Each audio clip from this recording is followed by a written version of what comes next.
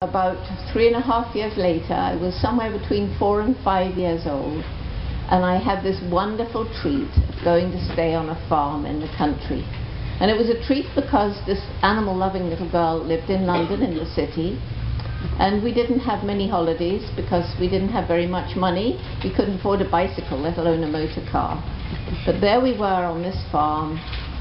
For the first time I was face to face with cows and pigs and horses, and there were no nasty, cruel, intensive farms in those days. The animals were grazing out in the fields, and I was given a job. I had to help collect the hens' eggs. Well, in those days, again, no battery farms, and the hens were free to peck around in the farmyard, and the hen houses where they slept at night had little nest boxes around the edge. So my job was to go around, open the lids of the nest boxes, take out an egg if it was there, and put it in my little basket. Well, so, you know, I was collecting eggs, and about so big, right? That's about the size of an egg. And where on a hen was a hole that big? I couldn't see one. Apparently I was asking everybody, but where does the egg come out? And nobody would tell me, at least not so that I could understand. So I decided I would have to find out for myself. And one day I saw a hen, and she was going up into her little house, and I thought, she's going to lay an egg. So I crawled after her. Well, that was a big mistake, because with squawks of fear she flew out. Now I can remember this. This is my first really vivid memory. 4.5 I was. And I thought to myself, if I stay in this hen house, no hen will come in, because it's now a frightening place. So I climbed out, and I went into a little hen house that was empty, and I covered myself with straw in the corner, and I waited.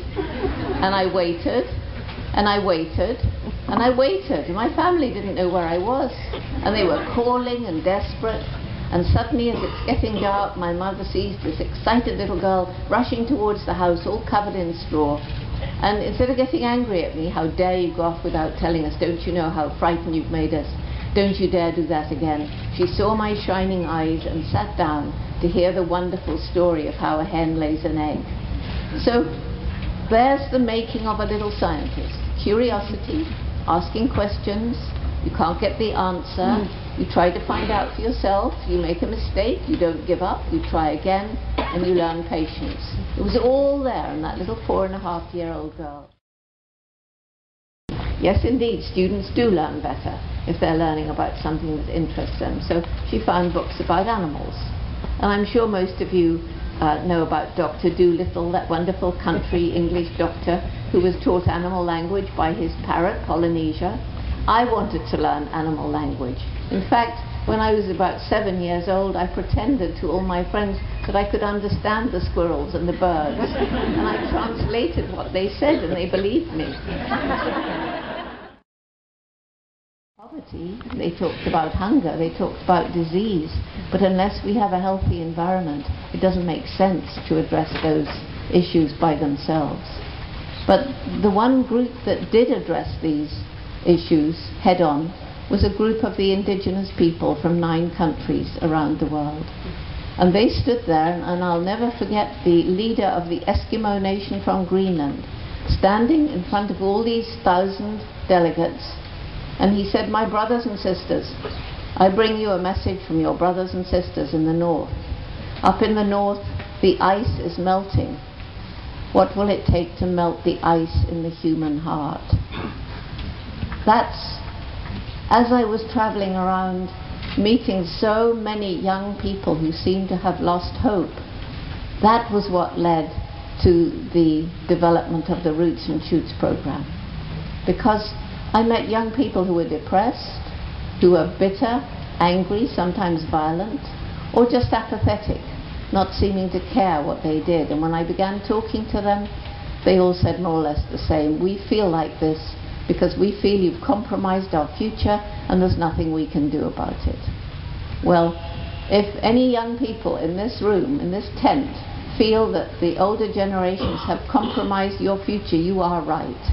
We have. But is it true there's nothing that can be done about it? No, it's not true. There's an awful lot that can be done about it. And this is what led to the development of roots and shoots. The way I see it, it's symbolic. Imagine a little acorn that's going to grow into a huge oak tree. And when it starts to grow, these little white roots come out and this little growing shoot comes out. And they look so small, don't they? But there is so much life force and energy in that seed that to reach the water that the plant must have, those little roots can creep between the boulders and eventually push them out of the way. And that little shoot can work its way through a crack in a brick wall and eventually break down the wall. And if we see the boulders and the walls as all the problems that we've inflicted on this planet, then Roots and Shoots is all about hope. Roots and Shoots is about hundreds and thousands of young people around the planet breaking down the walls, pushing aside the boulders, making this a better world for all living things. It began in Tanzania with 16 high school students, and it's now in nearly 100 countries. We've got over 8,000 active groups. We've got programs from preschool right the way through university, and it's even growing itself without anybody really putting it there.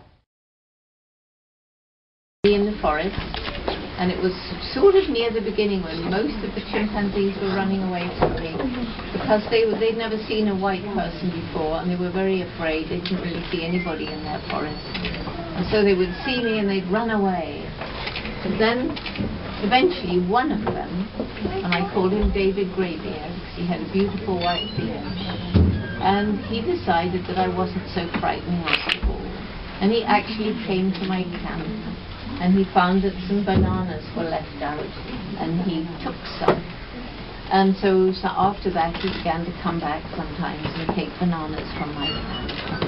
And he helped me to get to know the other chimps, because when I came to a big group of chimps and they were all ready to run away, if David Greybeard was there, he would sit calmly and the others would look at him and decide, well, she's not so frightening after all.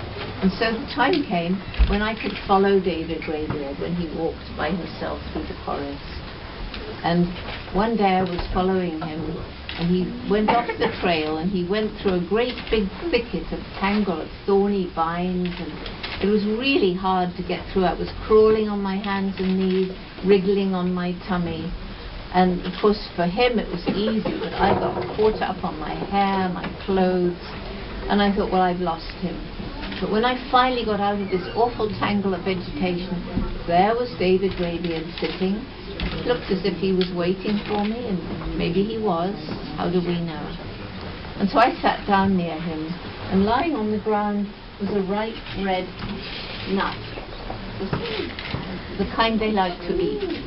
So I picked it up and I held it out to him on my hand. And who's going to be a chimp?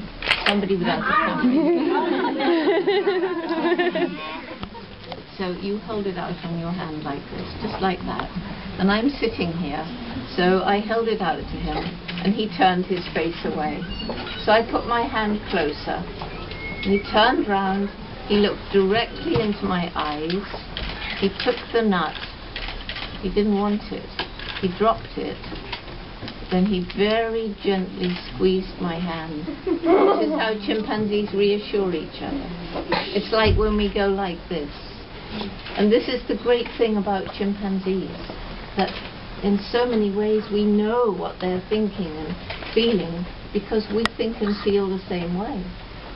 So when two chimpanzees greet each other, they may kiss, embrace, pat one another on the back, and when one of them is frightened or upset, she say it's a she'll come up crouching like this, and the other one may gently pat the head. So you see, they're like us in so many, many, many ways. They can be mean to each other, they can be kind to each other, they can look after each other, and so they're just like us. Yes? How did you not hurt you? Well, because they didn't want to hurt me. Why should they hurt me? I don't know, because they're wild animals. Well, most wild animals don't hurt you if you leave them alone. And they trusted me. They knew I wasn't going to hurt them. Animals hurt you, usually animals who've been hunted, animals who are frightened, if you get between a mother and a child, if you startle them.